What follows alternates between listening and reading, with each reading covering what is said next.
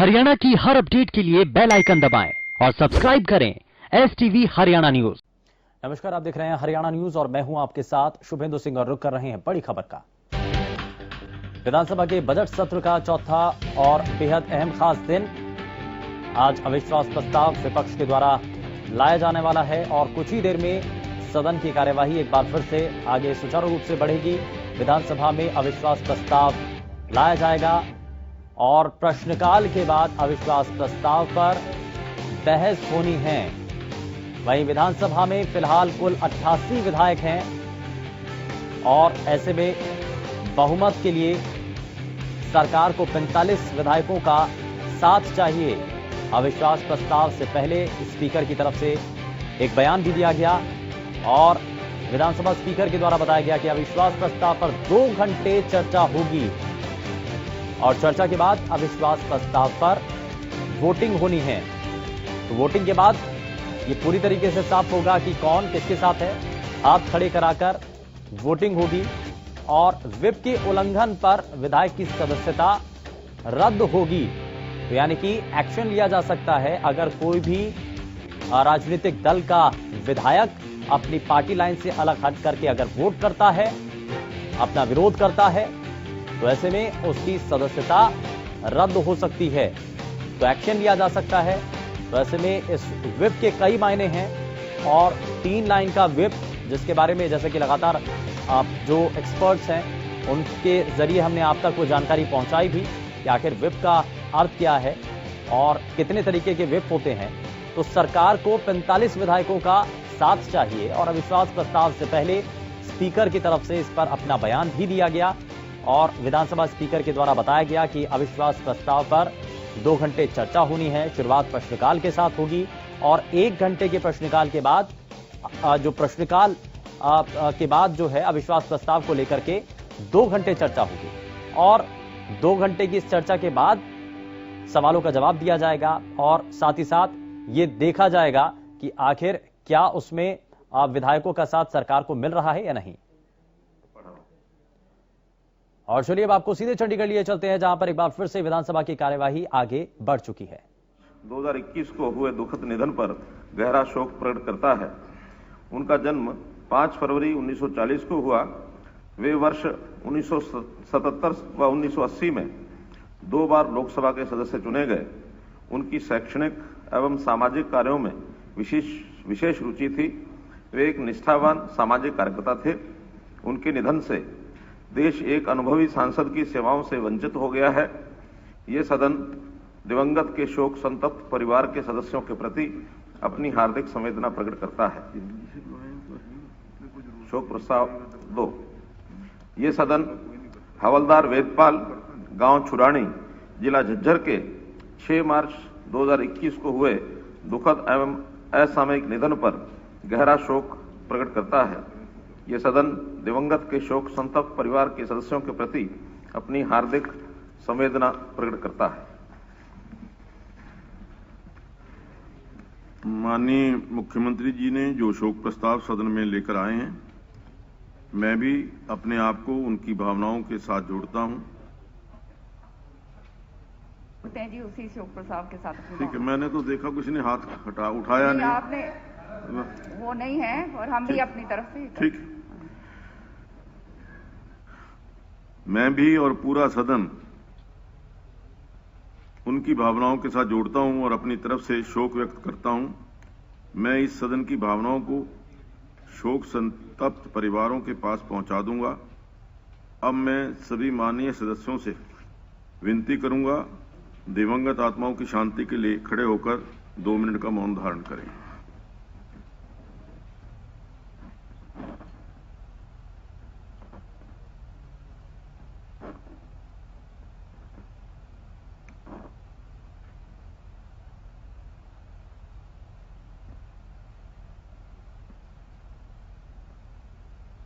ओम शांति।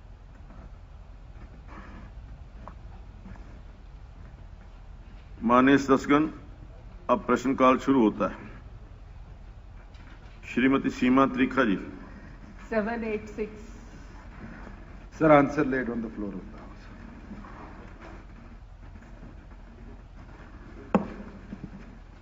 मैं आदरणीय मंत्री जी के संज्ञान में भी लाना चाहती हूँ और पूछना भी चाहती हूँ कि एक हमारा रेलवे ब्रिज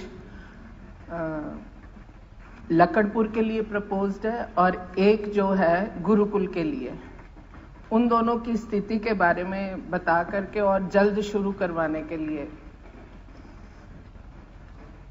महोदय, माननीय सदस्य ने गुरुकुल टू मथुरा रोड का रेलवे ओवरब्रिज की बात करी है। उसके लिए एडिशनली डिपार्टमेंट को भी 14 कनाल 13 मरले जमीन की जरूरत है। मैं माननीय सदस्य से भी आग्रह करूंगा कि डिस्ट्रिक्ट लेवल पर अगर आप अपने सहयोग से ही भूमि पर जितनी जल्दी वो जमीन डलवा देंगे, सरकार उसको एक्वायर कर तुरंत प्रभाव से उस आरओबी का काम शुरू करेगी। जहां फुट ओवर ब्रिज की बात है, मथुरा रोड से जो लखड़पुर विलेज की बात कर रही है, उसके लिए अप्रॉक्सीमेटली एडिशनल 1400 स्क्वायर यार्ड जमीन की जरूरत है और जैसे ही वो अपलोड होगी तुरंत प्रभाव से उस कार्य को हम कंप्लीट करें। मैं मंत्री जी के संज्ञान में लाना चाहती हूँ कि ये जो हमारा लकड़पुर का रेलवे ब्रिज है, यहाँ पर औसतन 30 दिन में लगभग 20 लोग रेलवे एक्सीडेंट में कट जाते हैं और ये आज का नहीं, ये सिलसिला पिछले 20 साल से चल रहा है और पिछले पंचवर्षीय योजना में भी इसके लिए पूरा प्रयास किया गया था, लेकिन वहां पे जगह उपलब्ध नहीं हो पाई। तो मेरा अनुरोध है कि हमने 2 सर्वे आपके माध्यम से करवाए हैं, जिसमें हम 2 व्हीलर्स और पैदल चलने वालों के लिए एक ब्रिज बनाया जा सकता है। तो उसके लिए विशेष आश्वासन नहीं मैं बोलूंगी, लेकिन कार्रवाई को अंजाम दिया जाए। अध्यक्ष महोदय, जो माननीय सदस्य ने बात करी, हमारी ओर से उसका रफ कॉस्ट एस्टीमेट लगभग 15 करोड़ 60 लाख रुपए का ऑलरेडी बन चुका है, मगर इसके अंदर जैसे ही वॉलंटरी लैंड अलॉट होगी तो इसका कार्य उसी टाइम शुरू हो जाएगा। नहीं तो जो प्रोसेस ई भूमि पे डालने का है, एक्विजिशन का है, सरकार उसको फॉलो करेगी। मैं माननीय मंत्री जी से ये कहना भी चाहूंगा स्पेसिफिक क्वेश्चन के तहत, एक तो अनंगपुर का जो अंडर ब्रिज है, बारिशों के समय में इतना पानी भर जाता है, उसमें कई बार गाड़ियां भी डूबी हैं और हमारे यहाँ 2 बहुत बड़े पुराने पुल हैं। नीरज जी, इसी भड़कल विधानसभा का ये सर रेलवे ब्रिज का, भड़कल विधानसभा का नहीं, ये जो ब्रिज के बारे में उन्होंने कहा है, हाँ उसी ब्रिज भड़कल विधानसभा निर्वाचन क्षेत्र की बात कर रहा हूँ सर। हाँ। बाटा पुल और नीलम फ्लाईओवर दोनों बड़े जर्जर हालात में है। कई बार रिपेयरिंग के लिए उनको बंद किया है। पूरा शहर ट्रैफिक से परेशान रह रहा है जीटी रोड से इस तरफ आने के लिए, और जो बल्लमगढ़ से सोना के लिए 2 लेन का पुल है उसको 4 लेन करने के बारे में क्या स्थिति है? अध्यक्ष महोदय, हमारी सरकार का ये प्रयास रहा है कि हरियाणा प्रदेश के स्टेट और नेशनल हाईवेज ही नहीं, जितने हमारे मेजर डिस्ट्रिक्ट रोड्स हैं उसको भी हम फाटक मुक्त करने का काम करें। आज के दिन भी 41 वर्क्स अंडर प्रोसेस है, जिनकी कुल कीमत 1162 करोड़ रुपए है। 26 कार्य ऐसे हैं जो आने वाले भविष्य में लिए जाएंगे। 9 कार्य अभी इस फाइनेंशियल ईयर में सैंक्शन करें और 6 को अलॉट भी कर दिया गया, जो कि आज तक के इतिहास में सबसे बड़ा अमाउंट है रेलवे क्रॉसिंग्स को करने का। जो माननीय सदस्य ने 2 स्पेसिफिक ब्रिजेस की बात करी और एक अंडरपास की बात करी है, मैं तुरंत एक टीम कॉन्स्टिट्यूट कर जहां वाटर लॉगिंग का है वहां ड्रेनेज का कैसे सिस्टम और इम्प्रूव किया जाए, क्योंकि वो MCF के अंडर आता है एरिया, उसको भी हम रिव्यू करवाएंगे। और जहां एक्सपेंशन की बात है, अगर कोई स्पेसिफिक प्रपोजल डिस्ट्रिक्ट की तरफ से हमारे पास आएगा तो जरूर डिपार्टमेंट इस पर विचार करें। इस साथ जोड़नी है, जो नीलम फ्लाईओवर की बात करिए वो अधूरी है। अभी पिछले कुछ महीने पहले वहां पर एक हादसा हुआ था जिसकी वजह से पूरा फ्लाईओवर नीचे से जल गया था और उसका काम जो है लगभग पूरा हो चुका है। यही जानकारी। श्री सोमवीर सांगवान जी। 969। स्पीकर सर, प्रत्येक जिले में चिकित्सा महाविद्यालय चरणबद्ध तरीके से खोले जाएंगे। वर्तमान में स्थापित किए जा रहे चिकित्सा महाविद्यालय जब उच्च स्तर पर पहुंच जाएंगे तभी सरकार द्वारा अगले चरण में चरखी दादरी में भी एक सरकारी चिकित्सा महाविद्यालय खोलने पर विचार किया जाएगा।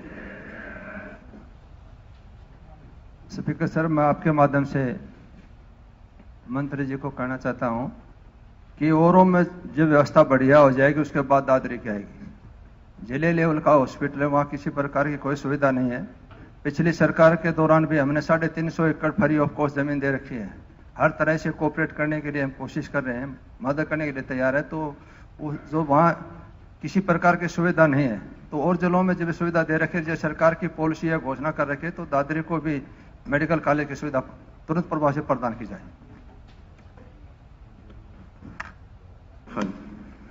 मैं माननीय मंत्री जी से ये पूछना चाहूंगी कि 6 साल पहले श्रुति चौधरी जो एमपी थी, उन्होंने चौधरी बंसीलाल जी के नाम पे मेडिकल कॉलेज भिवानी के लिए स्वीकृत करवाया था। उसका क्या हाल हो रहा है? वो कब तक खत्म होगा? शुरू हुआ है, नहीं हुआ है? आप ये बताइए हमारे।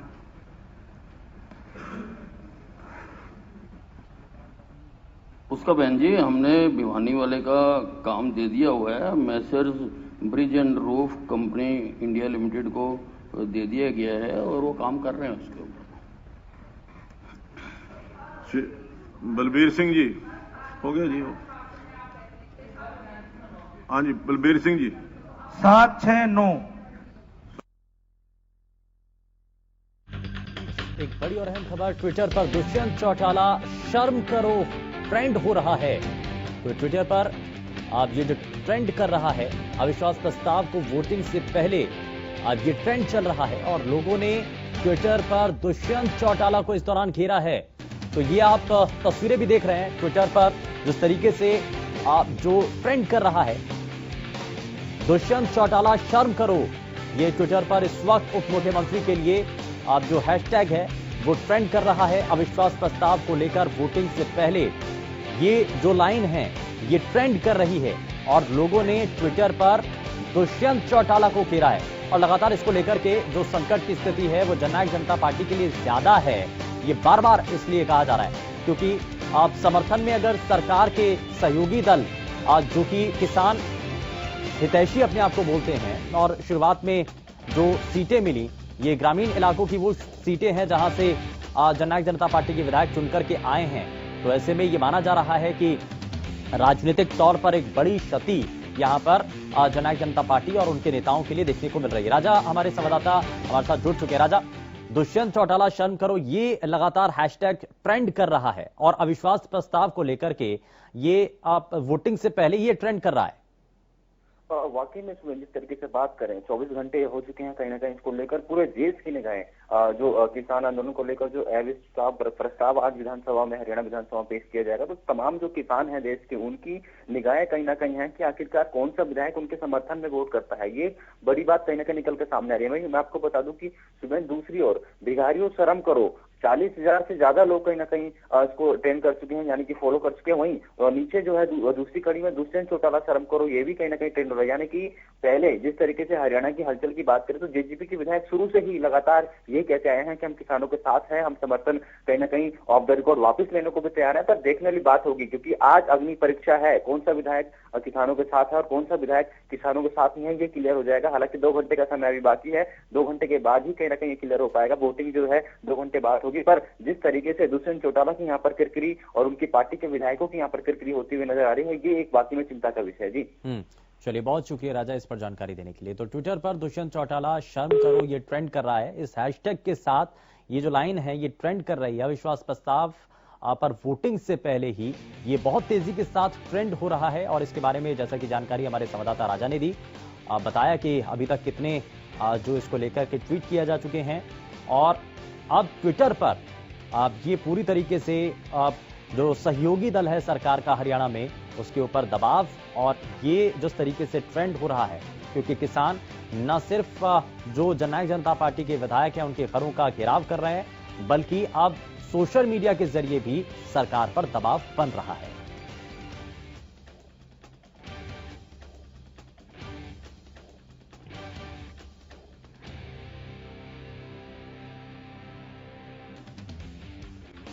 तो ये लगातार हम आपको तस्वीरें दिखा रहे हैं और ये हैशटैग के साथ जो पूरा लाइन है ये आप इस वक्त ट्रेंड कर रही है। दुष्यंत चौटाला शर्म करो, ये इस पूरे लाइन के साथ ये ट्रेंड कर रहा है। लोग जमकर किसानों के इस मूवमेंट को साथ देते हुए और अविश्वास प्रस्ताव पर अब वोटिंग होनी है, लेकिन उससे पहले जिस तरीके से ये ट्रेंड हो रहा है दुष्यंत चौटाला को लेकर के, जो चर्चाएं इस वक्त जोरों पर हैं, दुष्यंत चौटाला शर्म करो, ये ट्विटर पर इस वक्त जिस तरीके से घेरेबंदी की जा रही है उप मुख्यमंत्री को लेकर के, तो इस पर यह जानकारी है।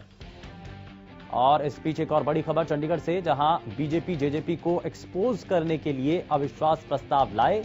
अविश्वास प्रस्ताव को लेकर के यहां स्पीच जानकारी और लगातार इसको लेकर के अहम जानकारी हम आप तक पहुंचा रहे हैं। विधानसभा की कार्रवाई हालांकि शुरू हो चुकी है। आज ये साफ हो जाएगा कि किसानों के साथ आखिर कौन है। विधायकों से अपनी अंतरात्मा की आवाज सुनने की अपील की गई है और अविश्वास प्रस्ताव पर किरण चौधरी की तरफ से बयान दिया गया है। और किरण चौधरी ने इस दौरान कहा कि बीजेपी जेजेपी को एक्सपोज करने के लिए अविश्वास प्रस्ताव लाए हैं और आज पता चल जाएगा किसान के विपक्ष में कौन वोट करता है। राजा हमारे संवाददाता हमारे साथ जुड़ चुके हैं। राजा, क्या इस पर अभी जानकारी है किरण चौधरी की तरफ से? अब जब अविश्वास प्रस्ताव लाया जाना है उससे ठीक पहले ये जो बयान है कि जननायक जनता पार्टी और बीजेपी के जो विधायक हैं वो एक्सपोज हो जाएंगे आज अविश्वास प्रस्ताव के जरिए। तरीके से बात करें, किरण चौधरी की नहीं, तमाम जो विपक्ष के बड़े नेता हैं, चाहे राज्यसभा सांसद हम दीपेंद्र हुड्डा की बात करें, लगातार वो भी ट्वीट कर रहे हैं और लगातार विधायकों से भी कहीं ना कहीं अपील कर रहे हैं कि किसानों को एक बार देखें, किसानों के चेहरों को कहीं ना कहीं देखकर वोटिंग करें, किसानों की आवाज को कहीं ना कहीं सुनकर वोटिंग करें। और साफ तौर पर किरण चौधरी ने साफ तौर पर जेजेपी और बीजेपी को निशाना साधा है, क्योंकि आज दूध का दूध पानी का पानी हो जाएगा कि कौन सा विधायक किसानों के समर्थन में कहीं ना कहीं वोट करता है और कौन कहीं ना कहीं किसी कानून के समर्थन में वोट करता है। साफ तौर पर किरण चौधरी ने सरकार पर निशाना साधा है। साफ तौर पर वो ये कहती हुई नजर आई कि पहले वोटिंग करने से पहले अपनी अंतर आत्मा से कहीं ना कहीं बात जरूर करें, अपनी अंतर आत्मा से पूछें, उसके बाद ही कहीं ना कहीं वोटिंग करें। जी ठीक है, बहुत शुक्रिया राजा इस पर जानकारी के लिए। तो यहां बीजेपी और जेजेपी को एक्सपोज करने की बात की जा रही है और इसीलिए किरण चौधरी की तरफ से ये बयान दिया गया है।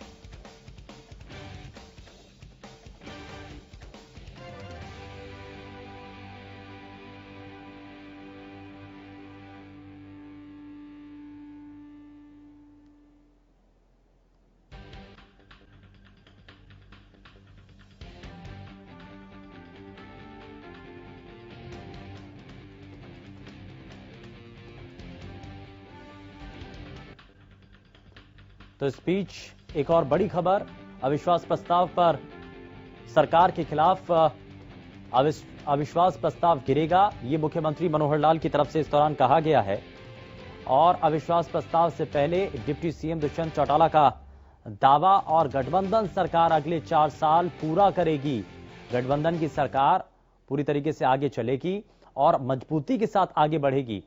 तो अविश्वास प्रस्ताव पर मुख्यमंत्री और उप मुख्यमंत्री की प्रकार से माननीय सदस्य ने रिप्लाई तो रखी है 2016 के अंदर, जितना मेरे संज्ञान में इसको अपग्रेड किया गया था सब डिवीजन में, और उसके बाद निरंतर अलग अलग प्रकार के लैंड पैचेज को देखा गया था। वहाँ शायद डिफेंस की भी एक लैंड है, पर डिफेंस के साथ लैंड एक्सचेंज का जो कार्य रहता है बहुत लंबा है। अगर माननीय सदस्य डिस्ट्रिक्ट एडमिनिस्ट्रेशन के साथ मिलकर हमें कोई क्लियर पंचायत की या और किसी डिपार्टमेंट की लैंड को उपलब्ध करा दें, तो इस अपग्रेडेशन के अंदर जहां अकोमोडेशन बननी है, ऑफिस कॉम्प्लेक्स बनना है, तुरंत हमारी सरकार उसको करवाए। ये घरौंडा उपमंडल का क्वेश्चन है, आपने उसका हाँ जी एक मिनट अध्यक्ष महोदय, मैं उप मुख्यमंत्री जी से पूछना चाहूंगा कि लाडवा में भी एसडीएम ऑफिस, किसान रेस्ट हाउस है मंडी के अंदर, उसी में ही एसडीएम ऑफिस चल रहा है, उसी में ही डीएसपी ऑफिस है, उसी में ही सेक्रेटरी का ऑफिस है। लोगों को बहुत दिक्कत होती है, जगह हम उपलब्ध करवा देंगे, वहां पर भी जल्दी से जल्दी एसडीएम ऑफिसर उनके क्वार्टर बनाने का काम। अध्यक्ष महोदय, माननीय सदस्य लाडवा की बात कर रहे हैं, समालका के विधायक अलग खड़े हो रहे हैं। पिछले क्वेश्चन के अंदर सोना की बात आई थी, तावड़ू की बात आई थी, बारडा की आई थी। हमने तमाम जगह जहां से रिक्वायरमेंट अकोमोडेशन और ऑफिस कॉम्प्लेक्स की आई है उसको ई भूमि पे डाल दिया है। अगर माननीय सदस्य ये कह रहे हैं कि जमीन उपलब्ध है या उपलब्ध करा सकते हैं, हम ई भूमि के ऊपर कल ही डिमांड डाल देते हैं। ये जैसे ही अपलोड करवाएंगे और जैसे ही डिप्टी कमिश्नर की कमेटी उसकी रिपोर्ट हमारे चीफ सेक्रेटरी की कमेटी को भेजेगी, तुरंत प्रभाव से क्योंकि ये तो एडमिनिस्ट्रेटिव मेन ऑफिसेज हैं। हमारी सरकार का लक्ष्य है कि इनको जल्द से जल्द कंप्लीट कराया जाए कि लोगों की सुविधाएं बढ़े।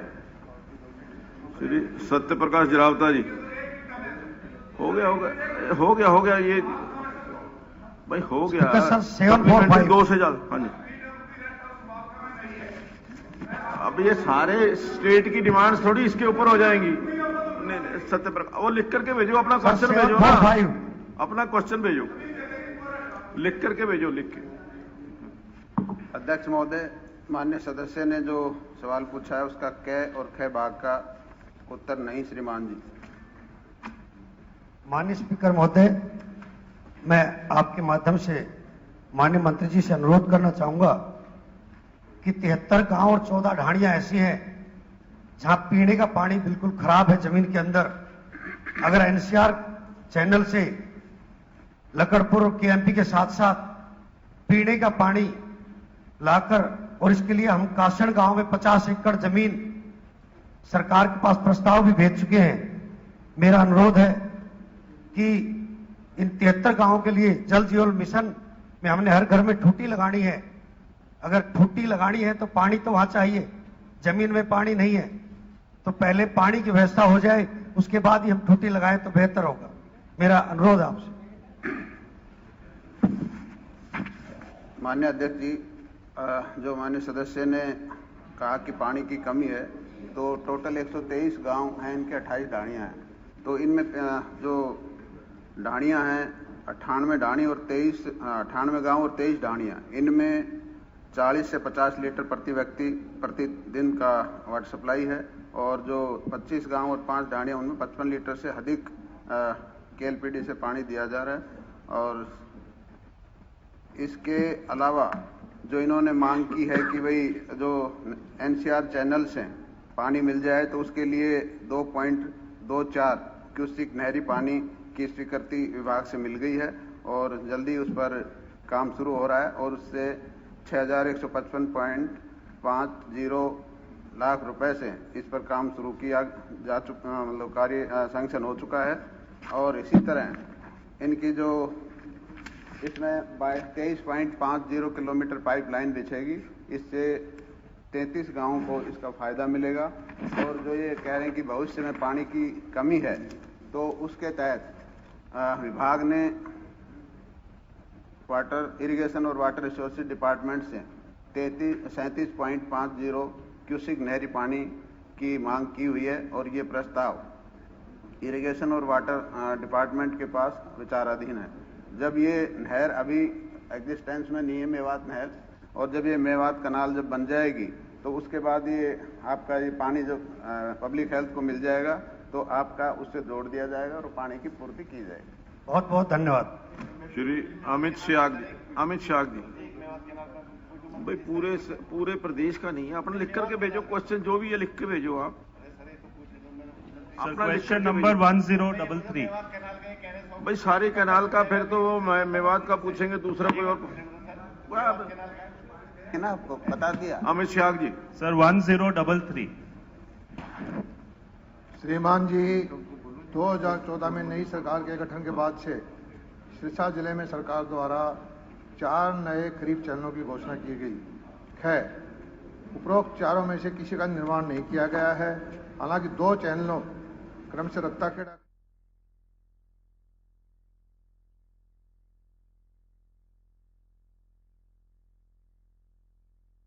2016 को की गई थी, जो क्रमशः फरवरी तथा अगस्त 2019 के दौरान पूरा कर लिया गया है। अध्यक्ष महोदय, पिछले विधानसभा सत्र में मैंने कालवाना खरीफ चैनल के बनवाने के बारे में मांग रखी थी, जिसको कांग्रेस राज में मंजूर किया गया था। और उस समय मुझे ये जवाब दिया गया था कि पानी की कमी के कारण इस चैनल को नहीं बनाया जा सका।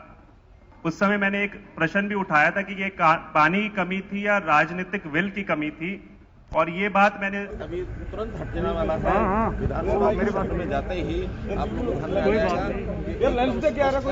कोई भी विपक्ष के साथ, मैं तो कहता हूं कि अगर वो अपने लोगों को भी संभाल के रख लें, कोई बहुत बड़ी बात है। इसलिए किसी प्रकार की कोई समस्या कठिनाई नहीं है। हम बिल्कुल कॉन्फिडेंट हैं कि सरकार के खिलाफ जो अविश्वास प्रस्ताव लाया जा रहा है वो निश्चित गिरेगा, निश्चित गिरेगा। अभी तुरंत हट जाने वाला था, विधानसभा मेरे पास में जाते ही आप लोगों को ध्यान रखना कोई भी विपक्ष के साथ, मैं तो कहता हूं कि अगर वो अपने लोगों को भी संभाल के रख लें कोई बहुत बड़ी बात है। इसलिए किसी प्रकार की कोई समस्या कठिनाई नहीं है। हम बिल्कुल कॉन्फिडेंट हैं कि सरकार के खिलाफ जो अविश्वास प्रस्ताव लाया जा रहा है वो निश्चित गिरेगा, निश्चित गिरेगा। मानसून के सिर्फ 600-700 क्यूसेक पानी मिलता है। मानसून का पीरियड 15 दिन का 20 दिन का है और यहाँ पर 10 चैनल ऑलरेडी चल रही हैं। उनका कुल क्षमता जो है 3188 क्यूसेक है। लंबाई 412.61 किलोमीटर में है और 2010 में निर्माणाधीन घग्गर बारूवाली लिंक चैनल में पानी की उपलब्धता न होने के कारण पीएसी का पैरा 8.87 करोड़ रुपए का बनाया गया था, क्योंकि यह नहर कभी भी अपनी अधिकृत क्षमता के अनुसार नहीं चली। इसलिए टेक्निकल तौर पे नहर किस लिए बनाई जाती है? सिंचाई का पानी देने के लिए। और जब पानी उपलब्ध ही नहीं है तो नहर बनाने का कोई औचित्य नहीं था। और एग्जामिन करवा के फिजिबिलिटी दिखवाकर जब विभाग ने कहा कि यहाँ पानी उपलब्ध नहीं है, इसलिए इन चैनल नहीं बनाई। अध्यक्ष महोदय, मंत्री जी फिर से अपनी बात को कॉन्ट्रडिक्ट कर रहे हैं। उनके पास वास्तविकता में सच्चाई बताने का शायद आज यहाँ पर, क्योंकि इन्होंने खुद कहा पानी की कमी है, अभी भी यही बात कर रहे हैं। उसी चैनल से कालवाना खरीफ चैनल बननी थी, जिसके आपने 4 चैनल मंजूर करके दे दिए। उस समय पानी की कमी नहीं है, वो जो पहले से मंजूर शुदा। मैं सिर्फ आपको यहाँ पे चलो तर्क वितर्क पे नहीं रहूंगा, मैं आंकड़े आपके साथ साझा करना चाहूंगा। 29,500 GBSM लिंक चैनल जिसके माध्यम से कालवाना खरीफ चैनल निकलना था और ये 16 फरवरी 2014 को मंजूर कर दिया गया। उसके अंदर एडमिनिस्ट्रेटिव अप्रूवल मिल गई। उसमें सेक्शन 4 और 5 जो भूमि अधिकरण की बात कल बहुत करते थे, आप करवा के दीजिए। भूमि अधिकरण के लिए सेक्शन 4 और 5 हो गया। सरकार ने 36 करोड़ रुपए भी मंजूर कर दिए। और जिस कैपेसिटी की आप बात कर रहे हैं, उस समय इस 29,500 हेड की कैपेसिटी जो थी 253 क्यूसेक थी, जो अपग्रेड करके आज की तारीख में 609 क्यूसेक, और अगर 30% उसकी कैपेसिटी ओवरफ्लो भी करता है तो भी आज की तारीख में 792 क्यूसेक के आसपास का आज की कैपेसिटी। और कालवाना खरीफ चैनल वो केवल और केवल 180 क्यूसेक है। तो मैं आपसे यही मांग करना चाहूंगा, और आप अपने महकमे के माध्यम से दिखवा लीजिए, जो 4 आपने नए चैनल मंजूर भी किए हैं, मैं उनके खिलाफ नहीं हूं। जो 4 के चैनल आपने मंजूर किए हैं उनके लिए आज तक आप भूमि अधिकृत नहीं कर पाए, अभी तक किसानों ने आपको जमीन नहीं दी है। और इस चैनल के लिए, कालवाना खरीफ चैनल के लिए सभी किसान 100% जमीन देने को आज की तारीख में तैयार है। तो जो प्रोजेक्ट फिजिबल है, जो पहले आया, उसके उस समय को आपने नामंजूर करके आपने 4 नए चैनल मंजूर किए, पर उन 4 चैनलों को अभी तक आप बनवा नहीं सके। जिस चैनल के लिए पैसा मंजूर हो गया था उसको आपने बनवाने का काम नहीं किया। तो आज मुख्यमंत्री महोदय भी यहां पर बैठे, मैं उनसे फिर से ये मांग करना चाहूंगा कि राजनीति को छोड़ के इस कारण से इसको नामंजूर किया गया था। 14 गांवों के किसानों क्या आप, मेरा दूसरा प्रश्न यह है, कालवाना खरीफ चैनल को मंजूर करवाकर 14 गांवों के किसानों क्या आप इस बार उनका पानी का हक देने का काम करेंगे? धन्यवाद। अध्यक्ष महोदय, मैं हमारे सदस्य विधानसभा महोदय की जानकारी में लाना चाहता हूं कि जो 4 चैनल अनाउंस हुए थे वो ड्रॉप कर दिए गए हैं, क्योंकि डिपार्टमेंट ने कहा कि फिजिबिलिटी नहीं है। जब पानी नहीं है तो चैनल बनाने का कोई औचित्य नहीं लगता। मैंने पहले भी बताया है इसमें कि 3188 क्यूसेक की क्षमता के चैनल ऑलरेडी हैं और उनके अंदर तो थोड़ा सा पानी उसका 25% 30% पहुंच जाता है। उन चैनल की कैपेसिटी भी पूरी कभी पानी की नहीं कर पाते हम, सिर्फ बारिश के 15-20 दिन छोड़ के। तो कोई नई चैनल बनाने का विभाग ने कहा है कि कोई औचित्य नहीं है। ठीक है। श्री भारत भूषण बत्रा जी। अभी भी अमित जी आ गया बात के, जब 4 उन्होंने कैंसिल कर दिए जो आप बोल रहे थे। अमित जी कर दिया गया ना, इसमें कोई ड्रॉप की बात है। और मैं आपसे अगर एक भी चैनल बनाया जाए इसका आश्वासन दीजिए। अगर एक भी नया अमित जी जब 4 ही कैंसिल कर दिए, जो और नए प्रपोज किए थे वो भी कैंसिल हो गए, पुराना भी कैंसिल हो गया। पानी नहीं है तो उसका चैनल का क्या करेंगे?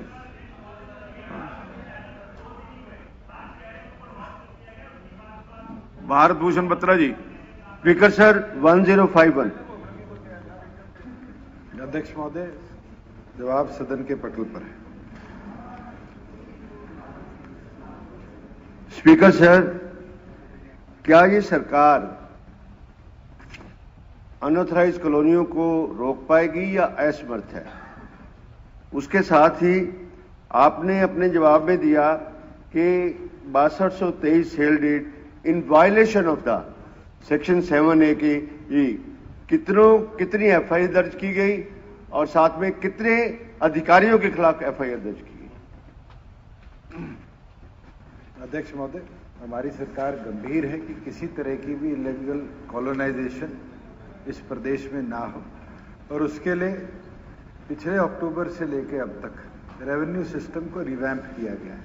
मैंने परसों भी सदन में कहा था कि अगर अब कोई हरियाणा का नागरिक या बाहर का नागरिक भी अपनी डीड को रजिस्टर कराने के लिए एज पर लॉ समय मांगता है तो ऑनलाइन पोर्टल के माध्यम से उसकी तमाम ड्यूज, तमाम एनओसीज उसको मिल सकती है, जिसके कारणवश आज आपका पहला सवाल का जवाब दे रहा हूं।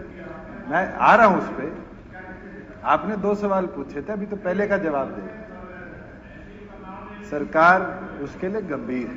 जहां बात इनके सवाल की थी कि आपने एक्शन क्या लिया, हमारे द्वारा 8 सब रजिस्ट्रार्स और रजिस्ट्रार्स इन 6223 गलत तरीके से रजिस्टर्ड डीड जो आज अंडर वेरिफिकेशन बाय पुलिस है, उनके अंदर चार्जशीटेड भी हैं, उनके खिलाफ एफआईआर भी होगी, और 8 महीने बाद आज उनको रीस्टेट कर दूसरे कमिश्नरेट के अंदर लगाया गया है कि वो इन्वेस्टिगेशन प्रोसेस के अंदर हिंड्रेंस ना बने।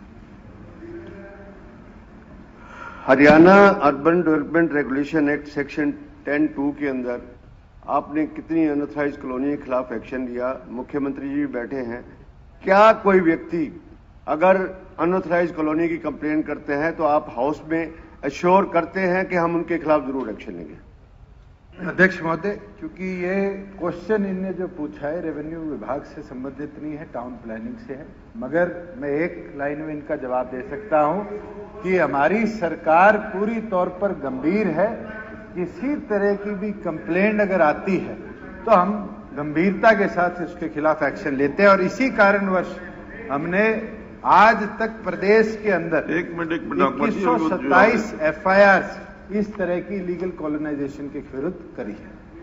चंद जी ये पूछा है कि अगर ये सवाल डिफरेंट मिनिस्ट्री का है तो वो मिनिस्टर भी उसका जवाब दे सकते हैं ना? मेरे कहने का मतलब आपने ये कहा, दे दिया। हाँ जी अध्यक्ष महोदय, जो ये जिनको कॉलोनी अवैध बता रहे हैं, अवैध कॉलोनियां कटगी, रजिस्ट्री भी होगी, वहां मकान भी बन गए, और उसके बाद कंट्री और टाउन प्लानिंग जो डिपार्टमेंट है उसने उसको दोबारा से उन मकानों को भी गिरा दिया। इससे सरकार को क्या लाभ हुआ? मैं ये पूछना चाहता हूं, मुख्यमंत्री जी बैठे यहां, मुख्यमंत्री जी मैं ये पूछना चाहता हूं सरकार को इससे क्या लाभ हुआ? सरकार को तो जब लाभ हो जब म्युनिसिपल एरिया में जो मकान बन गए आप उनसे डेवलपमेंट चार्जेस ले लो, डेवलपमेंट चार्जेस लेके उनको रेगुलराइज करो। एक आदमी जिस समय प्लॉट खरीदता है सारे जीवन की कमाई लगा के और फिर उस पर मकान बना लेता है, आप उसको गिरा देते हो, सरकार को क्या लाभ है? मैं तो ये जानना चाहता हूं, सरकार को शुआए नुकसान के और क्या हो सकता है? नहीं, इसके ये कि दोबारा ना कोई इसको देख करके बनाए, उनको ये नहीं जी, ये गलत है बिल्कुल। रोकना जो तो है बन ना, गया उसका क्या कसूर? सारे जीवन की कमाई लगा दी, वो कंट्री टाउन प्लानिंग के लोग पैसे खा गए, शुरू में ही रोकना चाहिए। मालो माल हो गए, रजिस्ट्रार ने रजिस्ट्री कर दी वो भी मालो माल, सरकार को रेवेन्यू मिल गया वो भी मालो माल, उस बेचारे का खरीदने वाले का क्या दोष है? मैं तो ये जानना चाहता हूं। अगर म्युनिसिपल कमेटी को रेवेन्यू मिले, डेवलपमेंट चार्जेस मिले, म्युनिसिपल कमेटी को भी लाभ है, ये बिल्कुल गलत है। सरकार का फैसला बिल्कुल वाहियात है, इसमें कोई दम नहीं है। श्रीमती शैली चौधरी।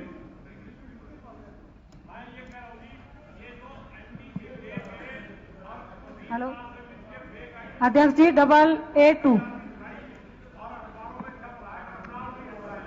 एक मिनट बैठ जाइए, गोगी जी बैठ जाइए प्लीज। हाँ जी अध्यक्ष महोदय, सूचना सदन के पटल पर रखी जाती है। अध्यक्ष जी, मैं पूरी तरह से पूछना चाहती हूँ, कितनी पेमेंट तो पिछली बार हुई? आपके सामने पिछली बार भी कृषि मंत्री जी ने हमें आश्वासन दिया। अगर मैं पूछना चाहती हूँ पिछली बार की कितनी होगी है और अब कितनी रहती है इस साल की, और आप कब तक करेंगे? और मिल को अगर अपने अधीन लेने की सरकार की कोई योजना है, कब तक है, वो भी मुझे बताया जाए। अध्यक्ष महोदय, हमारे कोऑपरेटिव और प्राइवेट मिलाकर जितने मिल हैं, पिछले साल की टोटल पेमेंट हो चुकी है। एक मिल का पीडीसी चेक 3-4 करोड़ रुपए के आसपास की पेंडिंग है, वो 26 मार्च तक क्लियर हो जाएगी। पिछले क्रशिंग सीजन की किसी मिल की कोई पेमेंट पेंडिंग नहीं है। इस बार भी हमने टाइमली मिल चलाए और जो एक प्रक्रिया है, साथ साथ किसानों की पेमेंट चीनी बेच करके कर रहे हैं और हमारे मिल ठीक चले, किसान को उसकी पेमेंट टाइम पे मिले। तो इसके लिए हम सरकार से सब्सिडी भी दे रहे हैं। किसान हितैषी सरकार है। किसान गन्ने की पेमेंट के लिए हम टाइम टू टाइम साथ साथ करते जा रहे हैं। और माननीय सदस्य को बता देना चाहता हूं कि पिछले साल की कोई पेमेंट पेंडिंग नहीं है। पीडीसी चेक है वो 26/3 की लास्ट डेट है, थोड़ी सी पेमेंट है, बाकी सारे जा चुके हैं। अध्यक्ष जी, पिछली बार भी इसी सदन में मंत्री जी ने कहा था कि 17 मार्च तक पेमेंट हो जाएगी। चेक दे देते हैं लेकिन पेमेंट तो मिलती नहीं है, और इस साल की कब देंगे? आज कितना टाइम हो चुका है। अध्यक्ष जी, बार बार हमारे किसान को धरना क्यों देना पड़ रहा है? आज भी मिल के बाहर किसान बैठा हुआ है धरने पे। तो मैं यही कहूंगी, हमारे एरिया में और कोई भी ऐसा वो उन किसानों के पास नहीं है कि कोई और साधन हो उन पे कमाई का। यही है मेरा कहने का मतलब है कि बार बार ये ना कहा जाए कि अब जब तक दे देंगे, जब तक दे देंगे। कहने में और करने में बहुत फर्क है। मैं कहना चाहूंगी टाइम पे दें। मंत्री जी अश्योर कर रहे हैं आपको। अध्यक्ष जी, अध्यक्ष जी, आपने पिछली बार भी यही कहा था। अगर नहीं हुआ तो आप लिख करके भेजिए। अध्यक्ष जी, आप कैसी बात करते हैं? आपने पिछली बार भी कहा था कि मंत्री जी कह रहे हैं, लेकिन कहने में और करने में फर्क है। आज तक नहीं हुई। अध्यक्ष महोदय, हरियाणा सरकार किसानों के महोदय, मैं अध्यक्ष जी, हमारा किसान। एक मिनट बैठ जाइए प्लीज। बैठिए शैली जी बैठ जाइए प्लीज। वैसे तो कल मैंने अपने उत्तर में इस चीज का उल्लेख कर दिया था, नारायणगढ़ शुगर मिल। बैठ जाइए शैली जी, बैठ जाइए। नारायणगढ़ शुगर मिल का फिर मैं विस्तार से बताता हूं कि पिछले साल की कुछ 60 करोड़ पेमेंट बची हुई थी, जिसके पीडीसी चेक दिए गए थे। उसमें से लगभग 55 करोड़ के पीडीसी चेक ऑनर हो चुके हैं। सिर्फ 5 करोड़ हैं जो पिछले साल के बचे हुए हैं। वो ऑन डेटेड चेक होते हैं, डेट के ऊपर आते जाएंगे, 5 करोड़ पूरे हो जाएंगे। जहां तक इस वर्ष की पेमेंट है, अभी उसमें 102 करोड़ का टोटल गन्ना उसमें लिया गया है, जिसमें लगभग 28-30 करोड़ की या शायद इससे 40 करोड़ के लगभग पेमेंट जा चुकी है। तो जो 60-62 की बची है वो वैसा ही जो पिछला एक बैकलॉग चल रहा है उस बैकलॉग के हिसाब से है। लेकिन अच्छी बात यह है, आज भी लगभग 30 करोड़ रुपए की चीनी वहां स्टॉक में है, और वो स्टॉक सारा एक साथ चीनी मिलों का बेचा नहीं जाता। उसका एक रेगुलेशन जो है वो सेंट्रल एजेंसी के द्वारा किया जाता है कि इसका हर महीने इतनी ही चीनी आप निकाल सकते हैं, वरना अगर एक साथ चीनी सारी बाहर निकलती है तो चीनी के रेट और डाउन आते हैं।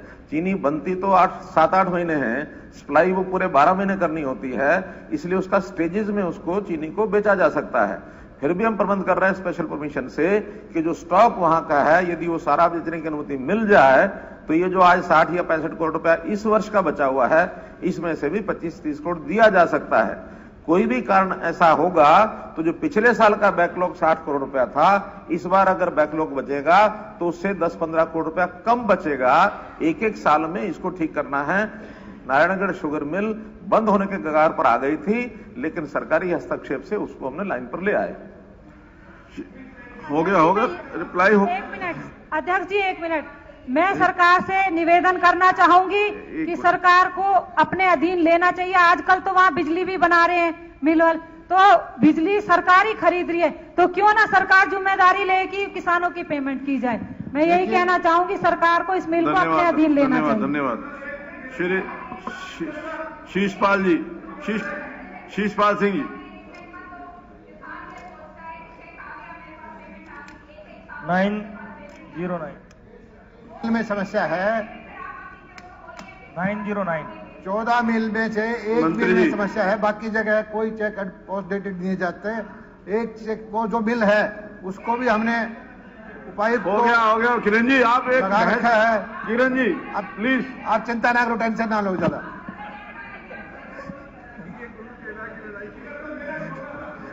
बैठ जाइए 909। हाँ जी 909।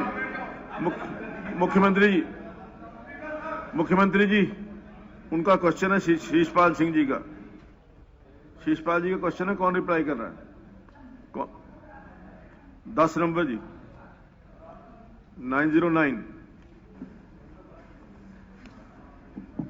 909 श्रीमान जी, हाउसिंग बोर्ड हरियाणा द्वारा वर्ष 2020-21 के दौरान 744 निवास इकाई बीपीएल परिवारों को आवंटित की गई। आवास बोर्ड की पॉलिसी के अनुसार किसी स्कीम में बीपीएल परिवारों को कोई आर्थिक सहायता या अनुदान जारी करने का प्रावधान नहीं है। पीएमएवाई एक्ट में यू के अधीन वर्ष 2020-21 के दौरान जनवरी 2021 तक 8,660.6 लाख रुपए को आर्थिक सहायता की राशि उनके मकानों के निर्माण के लिए 10,070 ईडब्ल्यूएस लाभार्थियों को सीधी मुहैया कराई गई है।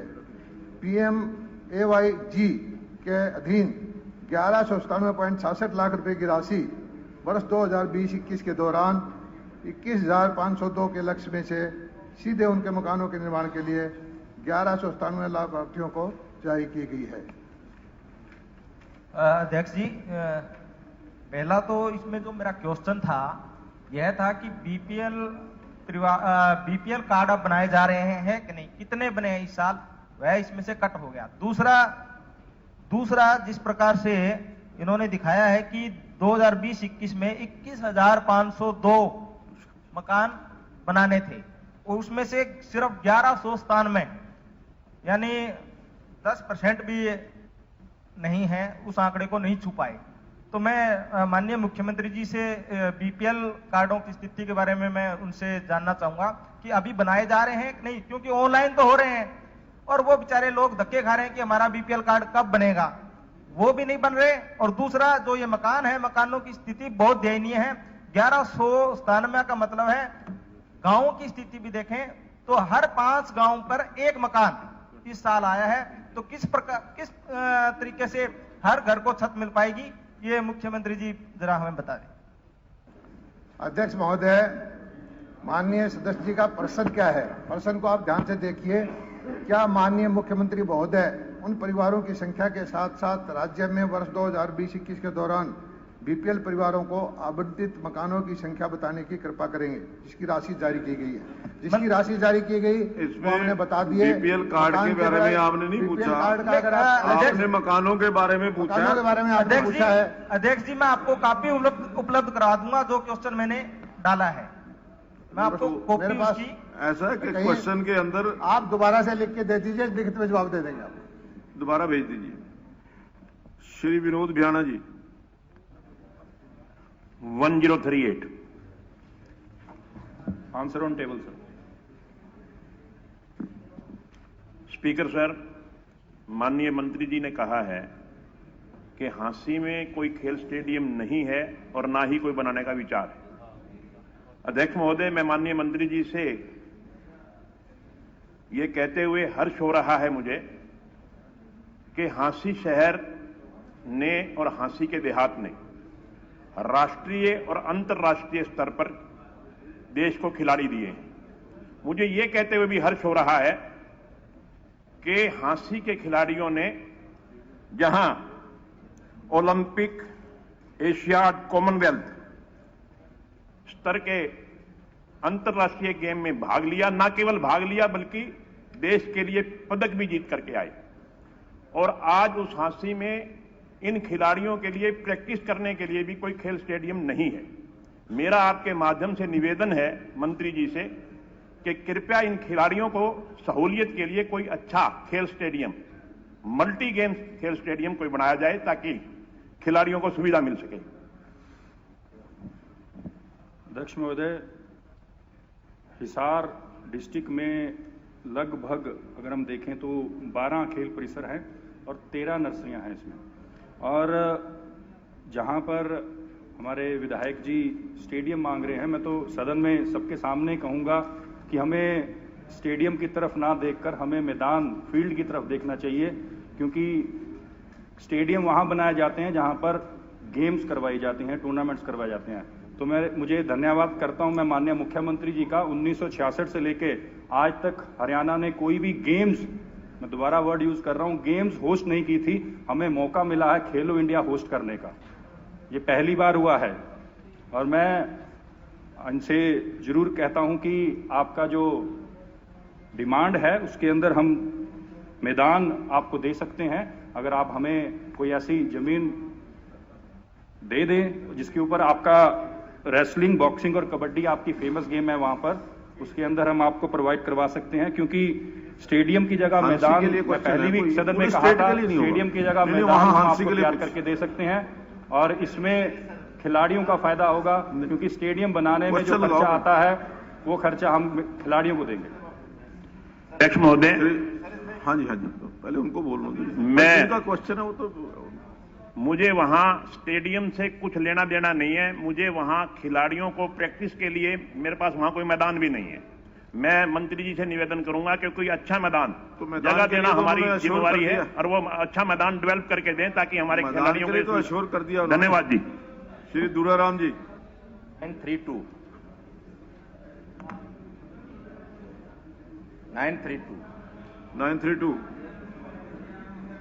श्रीमान जी, सेक्टर 5 फतेहाबाद के लेआउट प्लान में कुल 24.16 एकड़ भूमि जल घर के लिए निर्धारित की गई है। अभी तक इस सेक्टर में जलापूर्ति नलकूपों द्वारा की जा रही है। इन सेक्टर्स में पर्याप्त आबादी होने के उपरांत हरियाणा शहरी विकास प्राधिकरण द्वारा नहरी पानी आधारित जल घर के निर्माण के बारे में कार्रवाई की जाएगी, जिसके लिए निमंत्रण के लिए लगभग 3 साल का टाइम लगेगा। और फतेहाबाद के अंदर पहले भी 2 वाटर वर्क्स हैं नहरी पानी के, उसके जो फिजिबिलिटी है हम चेक करवा लेंगे कि एग्जिस्टिंग वाटर वर्क से नहरी पानी उन सेक्टरों में पहुंचता हुआ है। अगर पहुंच सकेगा तो पब्लिक हेल्थ के द्वारा वो पानी वहां पहुंचा देंगे। अभी जो मकान बसे हुए हैं उनके अंदर पर्याप्त मात्रा में हम पानी दे रहे हैं और हमारी स्कीम ये है कि हुडा की जमीन के अंदर भी एक अलग से इंडिपेंडेंट वाटर वर्क्स बनवाएं। मंत्री जी, जो आप बता रहे हैं उस एरिया में हुडा डिपार्टमेंट ने जगह छोड़ रखी है और सारा का सारा सेक्टर बना हुआ है। नहरी पानी वहां जाता नहीं है, जो दूसरा वाटर वर्क शहर का है। और वहां पूरी आबादी, आप गए हुए हो सेक्टर 3, 5, 7 में पूरी आबादी बनी हुई है और ऊपर का पानी जो ट्यूबवेल का पानी है बहुत ज्यादा खराब है। तो वहां सब लोगों की डिमांड है कि वहां नहर का पानी होना चाहिए। जब जगह हमारे पास है, आबादी वहां है, तो मेरी आपसे यही प्रार्थना है, कब तक ये बना दोगे आप?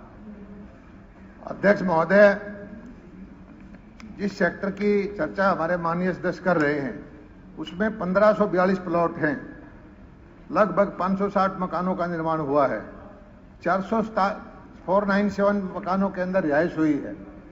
पूरी तरह से अभी रिहाइश नहीं हुई है और जब तक थोड़ी सी और आबादी आएगी तब तक हमने बताया कि जो हमने वाटर वर्क्स के लिए जमीन छोड़ी है उसकी बनवाने की हमारी योजना है। 470 है उनको पानी तो देंगे ना? बिल्कुल, पानी अभी भी मिल रहा है। मिल रहा है। दो तरह का पानी है, सब ट्यूबवेल ऐसा है जी, ट्यूबवेल के द्वारा दे रहे हैं और फिर हम देंगे नहरी पानी देंगे। मंत्री जी, आप जो बता रहे हैं 5 सेक्टर की, सेक्टर 3 भी वहां है, सेक्टर 7 भी वहां, सारे सेक्टरों का पानी वाटर वर्क से नहीं जा रहा, नहर का पानी नहीं जा रहा, वहां ट्यूबवेल का पानी। 3 सेक्टर आप जाके देखो, 3 सेक्टर बना हुआ पूरा, 5 सेक्टर 3 इकट्ठी, एक सेक्टर दोनों तीनों सेक्टरों की जगह एक, आपने एक सेक्टर के बताया इतने प्लाट बने हैं, मकान बने हुए हैं। अध्यक्ष महोदय, मैं माननीय सदस्य को बताना चाहता हूं कि फतेहाबाद में 1, 2, 3 नहीं 22 सेक्टर हैं, 2 वाटर वर्क्स कनाल बेस्ड सप्लाई की ऑलरेडी है। यहाँ पानी नहीं जाता मंत्री जी, यहाँ नहर का पानी नहीं जा रहा, यहाँ ट्यूबवेल का पानी दे रहे हैं। इसमें बनाने की हमारी योजना है और जल्दी ही हम इसको बनवाएंगे। चलिए ठीक है जी। ईश्वर सिंह जी, नहीं, ये इनका पर्टिकुलर अपने एरिया के लिए सवाल है, फतेहाबाद के लिए आपका। हाँ, इसी से जुड़ा हुआ है। नहीं, फतेहाबाद के लिए है क्या? फतेहाबाद भी इसमें इंक्लूड है। आदरणीय अध्यक्ष जी, जो हम पीने के पानी के लिए ट्यूबवेल लगाते हैं, हम ट्यूबवेल लगा देते हैं, लेकिन कई दफे क्या होता है, अगर हम ये सारे में दिखवाएंगे, काफी मात्रा में ट्यूबवेल वो काम नहीं करने होते, क्योंकि ऐसा ही एक लोहागढ़ पलवल में है। ऐसा पलवल का बैठ जाइए दीपक जी, बैठ जाइए। नहीं, ईश्वर सिंह जी, पूरे शहर, पूरे प्रदेश 870 सर, 870 कै और खैर नहीं श्रीमान जी। सर, स्पीकर सर, दिल्ली के अंदर एक बड़ी भावुकता के साथ जो है ना मुद्दा उठ गया था कि दिल्ली में एक मंदिर गिराया गया था। मेरा सवाल ये है कि मैनिफेस्टो के अंदर सरकार ने ये घोषणा की कि हम कुरुक्षेत्र के अंदर एक भव्य मंदिर बनाएंगे। हस्ताक्षर किए और कांग्रेस के सभी 30 विधायकों ने अविश्वास प्रस्ताव को लेकर के हस्ताक्षर किए हैं। अविश्वास प्रस्ताव पर कांग्रेस विधायकों ने हस्ताक्षर किए हैं। तो इस पीछे बड़ी और अहम खबर और अविश्वास प्रस्ताव को लेकर के ये जानकारी, और अभी क्योंकि फिलहाल प्रश्नकाल चल रहा है और प्रश्नकाल खत्म होने के बाद अविश्वास प्रस्ताव पर चर्चा हो। स्मार्ट क्लासरूम, स्किल डिजाइनिंग, ये जो है ना आर्ट का साइड के खोले जाएंगे।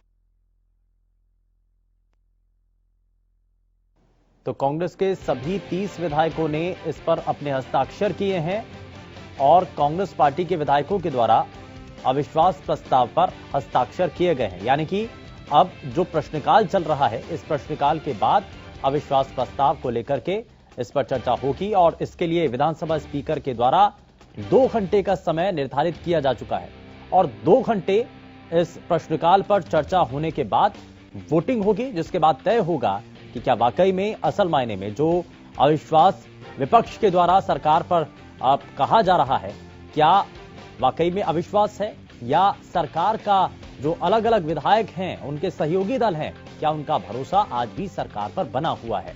तो ये इसको लेकर के स्थिति साफ होगी। लेकिन फिलहाल प्रश्नकाल इस वक्त चल रहा है। अलग अलग हलकों की जो परेशानियां हैं विधायकों के द्वारा वो रखी जा रही हैं और साथ ही साथ जो मंत्री हैं, जो नेता हैं, सरकार के पक्ष की तरफ से अपनी बातों को रखा जा रहा है, उनके जवाब दिए जा रहे हैं। वहीं साथ ही साथ आपको बता दें कि कांग्रेस के जो 30 विधायक हैं, उन्होंने इस पर अपने हस्ताक्षर किए हैं और अविश्वास प्रस्ताव पर कांग्रेस विधायकों की तरफ से इस पर हस्ताक्षर किए जाने के बाद अब ये पूरी तरीके से साफ है कि आप अविश्वास प्रस्ताव को लेकर, जो कि ये आप तस्वीरें भी हम आपको दिखा रहे हैं, कांग्रेस पार्टी के जो विधायक हैं उनके द्वारा अविश्वास प्रस्ताव पर यह हस्ताक्षर किए गए हैं और कांग्रेस के सभी 30 विधायकों के द्वारा इस पर अपने हस्ताक्षर किए गए हैं। अविश्वास प्रस्ताव पर कांग्रेस पार्टी के विधायकों के द्वारा अविश्वास प्रस्ताव पर अपने आप साइन करते हुए ये मोहर लगा दी है कि सरकार के खिलाफ जो अविश्वास विपक्ष के द्वारा जताया जा रहा है उसको प्रबल तरीके से माना जाए। लेकिन क्या वाकई में इस फ्लोर टेस्ट में सरकार पास होती है, ये फिलहाल देखना होगा। लेकिन अब से कुछ ही देर बाद जब अविश्वास प्रस्ताव को लेकर के सदन के भीतर चर्चा होगी तो कांग्रेस विधायकों के द्वारा अपनी बातों को रखा जाएगा, सरकार की तरफ से इस पर अपना पक्ष रखा जाएगा, जवाब दिया जाएगा। और क्योंकि अविश्वास प्रस्ताव का आधार किसान आंदोलन है और मौजूदा वक्त में जब किसान आंदोलन चल रहा है तो ऐसे में विपक्ष इस आंदोलन को आधार बना करके अविश्वास प्रस्ताव सदन के भीतर लेकर आ रही है, तो सरकार कैसे किसानों को संतुष्ट कर पाएगी? क्या सभी विधायक और सहयोगी दल सरकार के साथ रहते हैं, साथ देते हैं, समर्थन देते हैं? ये फिलहाल देखना होगा। तो कांग्रेस के सभी 30 विधायकों ने इस पर अपने हस्ताक्षर किए हैं और अविश्वास प्रस्ताव पर कांग्रेस विधायकों ने हस्ताक्षर किए हैं। तो यानी कि ये पूरी तरीके से साफ है कि कांग्रेस के जो सभी 30 विधायक हैं, इसको लेकर के हालांकि इससे पहले उप मुख्यमंत्री दुष्यंत चौटाला की तरफ से कहा गया था और आज विधानसभा आने से पहले मुख्यमंत्री की तरफ से कहा यह भी गया था कि विपक्षी खेमा यह तय करे कि कम से कम उनके विधायक उनके साथ रहें। निर्देशों का पालन न करने के कारण 8/11/2019 को निलंबित कर दिया गया तथा उसको कठोर दंड देने के लिए हरियाणा सिविल सेवाएं दंड व अपील नियम 2016 की धारा 7 के अंदर चार्जशीट जारी की है और उसको 7/10/2020 को बहाल किया गया है। कार्रवाई अभी जारी है। वेंडरों को स्थान वितरण करने के निर्णय निरस्त नहीं किया गया क्योंकि उसमें से बहुत सारे वेंडर माननीय उच्च न्यायालय में याचिका लेकर चले गए और यह मामला अभी न्यायालय में विचाराधीन है। माननीय अध्यक्ष महोदय, ये बहुत गंभीर और भ्रष्टाचार का मुद्दा है और मुझे बड़े दुख के साथ कहना पड़ रहा है कि मैं जिस दिन से इसके पीछे पड़ा, क्योंकि इसके अंदर रेहड़ी वाले, रिक्शे वाले, विधवा औरतें, वो सब शामिल हैं जिनके हकों को वंचित किया गया। और माननीय मंत्री जी सदन को कह रहे हैं कि कोर्ट के अंदर मामला विचाराधीन है। कोर्ट में 2 चीजों का स्टे है। पहला स्टे ये है कि जिस सेक्रेटरी के खिलाफ जांच हुई, सबसे पहले उसका एसडीएम भड़कल का एरिया पड़ता था। अफसरों ने साठगांठ करके एसडीएम बल्लभगढ़ के नाम से उसकी जांच कराई। पॉलिसी 2018 में आ गई थी। एसडीएम बल्लभगढ़ ने 2017 की पॉलिसी पे रिपोर्ट दे दी कि नहीं जी, बिल्कुल आमटन ठीक हुआ है, उसमें कोई गड़बड़ी नहीं है। उसके बाद दोबारा जांच हुई एसडीएम भड़कल के से और एसडीएम भड़कल ने, मैं सदन का बहुमूल्य समय नहीं लूंगा, मेरे भाई के भी कागज हैं, ये इतने कागज हरियाणा सरकार में मंत्री, मुख्यमंत्री, विजिलेंस, डीजीपी, सेक्रेटरी, डायरेक्टर, मैं कहां नहीं गया, 10,000 से ज्यादा मेरे फोटो स्टेट में खर्च हो गए होंगे और उसके बाद पूरे सदन को गुमराह किया जाता है। और जहां तक माननीय मंत्री जी ने कहा कि कोर्ट में, मंत्री जी 1 मिनट बैठ जाइए, अलॉटमेंट को लेके कोई स्टे नहीं है, सिर्फ 704 अलॉटमेंट थी और जिसमें से जो लोग कोर्ट में गए थे स्टे उनको है। और मंत्री जी, ये कल की फोटो है, कल के अखबार की फोटो में सदन में लाया हूं। 3 नंबर साइट थी जिसकी के शेड नहीं बना, अलॉटमेंट कर दी, मरे हुए लोगों के नाम अलॉटमेंट होगी। सीएम विंडो में शिकायत करी, सीएम विंडो के एमिनेंट पर्सनों के नाम अलॉटमेंट कर दी। और मंत्री अध्यक्ष महोदय, मैं एक बात इतनी जिम्मेदारी से कहता हूं, ये सरकार कहती है खर्ची पर्ची नहीं चलती, इस अलॉटमेंट में खर्ची पर्ची ना हो। नीरज शर्मा राजनीति छोड़ो, हर चीज से संन्यास ले जाएगा, मैं अपनी राम कथा में चला जाऊंगा। गरीबों को अपना हक दिला दो, सदन को गुमराह मत करो। अलॉटमेंट रद्द पे कोई स्टे नहीं है। मेरे छोटे भाई विधायक नीरज शर्मा जी बड़े जागरूक एमएलए हैं, मुझे व्यक्तिगत तौर पर भी इस मामले में मिले थे और कोई भी अनियमितता है, कोई पाई जाएगी तो किसी भी अधिकारी हो, कोई दूसरा है, उसको छोड़ा नहीं जाएगा। आप मुझे एक केस बताएं, आप कहो तो जांच दोबारा दूसरे अधिकारी से करवा लेते हैं, लेकिन अध्यक्ष महोदय, सरकारी, मेरी बात सुनिए, सरकारी Rakesh Khatana eminent person CM window, Gajendra Pal ex councillor, अरे आप वीडियोग्राफी करा लो डेली, वहां फड़ किराए पे नहीं जा सकती, जो लोग वहां फड़ लगा रहे हैं क्या वो उनके नाम से पर्ची कटी हुई है जो आज की तारीख में बैठे हैं? आप विधानसभा की कमेटी बना दो, खाली बीजेपी के एमएलए रख देना, कांग्रेस के मत रखना। एक्चुअल अलॉटी मिल जाए, मैं बिल्कुल संन्यास ले जाऊंगा हर चीज से, मैं भरे सदन में कह रहा हूं आपको। मंत्री जी देखिए, बड़ा गंभीर आरोप सरकार के ऊपर लगा है और इसकी मुझे लगता है कि किसी बहुत उच्च अधिकारी से जांच होनी चाहिए। मुझे लगता है इस केस की मैंने अपने जो सबसे बड़े अधिकारी है मार्केटिंग बोर्ड के, किसी दूसरे डिपार्टमेंट के अधिकारी से कराओगे तो होगी ठीक, एक भी आदमी उस डिपार्टमेंट के उच्च अधिकारी से कराओगे तो नीचे के अधिकारी तो वही बोलेंगे जो वो बोलेंगे। आप विधानसभा की कमेटी बना दो, एमएलए बीजेपी के रख दो बस।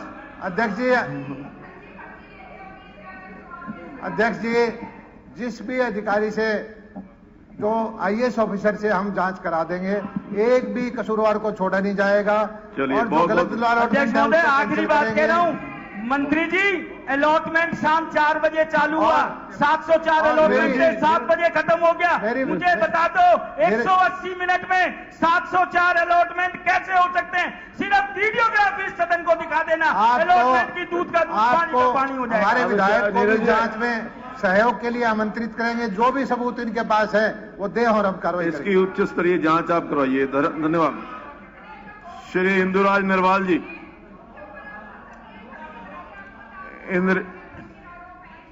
Speaker sir